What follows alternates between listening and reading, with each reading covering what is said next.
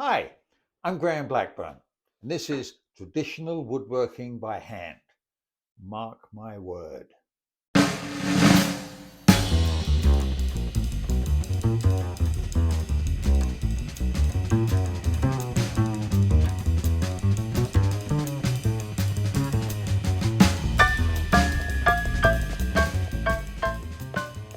common or garden marking gauge, the kind used by carpenters just for roughly delineating a particular mark, how far they're going to circular saw something or whatever, looks a lot like this. It's just a stock with a movable head and a pin in the end. But we traditional woodworkers who do finer work, we need something a little more sophisticated. So here is an example of a very similar marking gauge, but one that has two very distinct differences. The first difference is that on one side of the removable head, there are these nice little brass nubbins. That's because if you put the head on flat, then you can very easily mark down a straight line. But it's very hard to mark a straight line that's consistent with a curved surface if you're trying to balance the head on just exactly the same point. What's nice about this marking gauge is that if you reverse the head, you'll notice that there are two little brass nubs. And what that does is no matter what kind of curved surface you're going around, it ensures that the pin stays always exactly the same distance from the edge. That's the first difference that makes this much more useful, even though it doesn't look very expensive. It's pretty simple.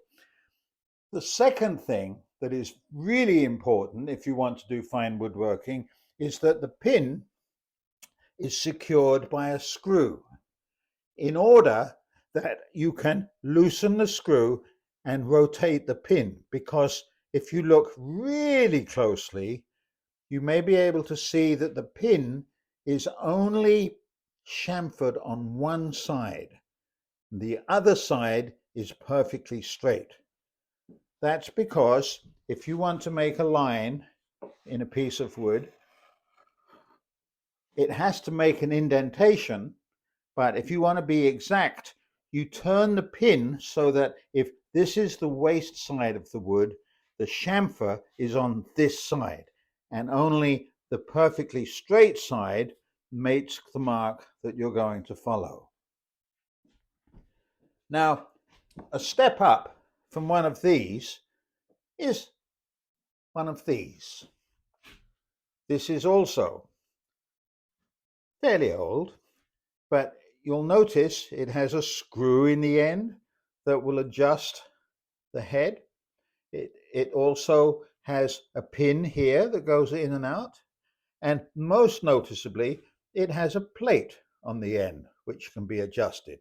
And you'll also see that the two marking screws are also flat on one side and beveled on the other side. So what is this? This, my friends, is the marking gauge par excellence for setting hinges in wood. Let's imagine that we're going to put this hinge in this piece of wood. We need to do two things. We need to make a mark that delineates how far in the hinge should come, and we do that by adjusting the head until this pin equals the distance that we want to mark. And then if we do this, you see the line where we're going to excavate for the hinge. But we also have an additional adjustment which we can use with the screw at the end that marks the thickness of the hinge. Because in good work, you don't just screw a hinge on top of the wood you set the hinge into the wood so that it's perfectly parallel. So this is enormously useful if you're doing a lot of work that has a lot of hinges to be used. A little more common than just making a single mark for sawing or making marks for hinges is using a marking gauge to lay out mortise and tenons. This is a pretty standard joint. It consists of a tenon that goes into a hole called a mortise. And these have to be marked so that they fit perfectly. So here is a gauge that's designed to do precisely that. You'll notice in this gauge that there are 2 pins, and I've adjusted the inner pin by turning this screw in the end of the arm so that the distance between these 2 pins is exactly the same width as the actual tenon. So if this tenon weren't here, I could simply scribe along here and I would have the marks that I could saw to make the tenon. At the same time, if I adjust the head, then I can position those exactly same 2 marks on the piece of wood where the mortise is going to be.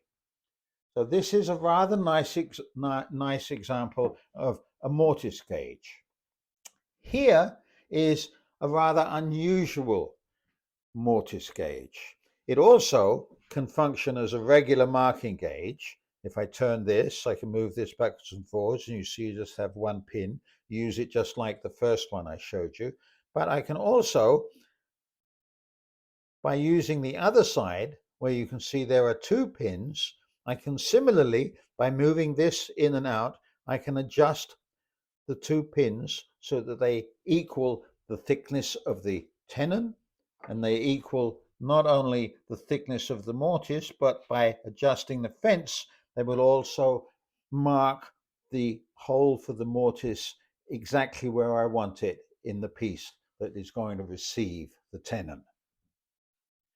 Now, yet another kind of marking gauge is one that is basically a lot bigger and stronger than the first one that I showed you. And that's one of these. This is a very special one. It's made for larger work, and instead of a pin, it actually has a knife, which you sharpen, if you look very closely, just on one side, so that you have a bevel and you have a flat side. And by loosening this screw, you can take this knife out and reverse it so that when you use this on a piece of wood, you can set it so that this is the waste or this is the waste. So this is a very nice, rather old ebony and brass marking gauge. If you have even bigger work to do, then you may have recourse to something like this. This, as you can see, can make a mark that's parallel to an edge that's a long way away. This particular one, I simply bored a hole in so I can put a pencil in here. And I can, if I can hold this steady, I can make a mark down here. And this is an example of a very big marking gauge. This happens, no screws, no pins, just a little wedge. If I want to move the head, I simply knock that in. I can position the head wherever, and it's held together with a wedge. I've got one last marking gauge to show you, which I think you can make yourself. And it's just a square piece of wood, the head, that I fitted onto a stock, stem, and I bored a hole for a pencil, because sometimes, even though pencil marks are really not very exact, it's more convenient to be able to mark with a pencil. So all this takes is you need a little tap and die set, in this case, to tap a little hole for a threaded nut that you can find at most hardware stores. Take this out. And you just tap the inside of that and then thread this in here. I did a little something even more special on this one. In order to lengthen the life of this, I actually set in a strip of brass so that whenever I do this, that the screw doesn't damage the wood so much. And the pencil, of course, I try and keep as sharp as possible, but I can loosen this screw to take the pencil out and sharpen it. So there you have a whole selection of different marking gauges. Not to mention one last fact, which is that if you use, like I like to use, a regular folding rule, it's perfectly acceptable if you see the numbers and you want to make a mark down here to hold your thumb in the groove like this and use this as the marking gauge. I should point out one peculiar thing about this, which is that although these are not terribly common anymore, nevertheless, if you look at them and you see where they're made, and it usually says on here where they're made, this one says Boxwood, Lufkin, made in England, if you look at that, as opposed to a Lufkin made in the USA. The peculiarity, which I think has something to do with the fact that Americans tend to drive on the wrong side of the road, is that the British ones are always numbered from left to right. Since most people are right-handed, that makes it most convenient for me to do that. Whereas American-made folding rules are numbered starting from the other end. Don't ask me why.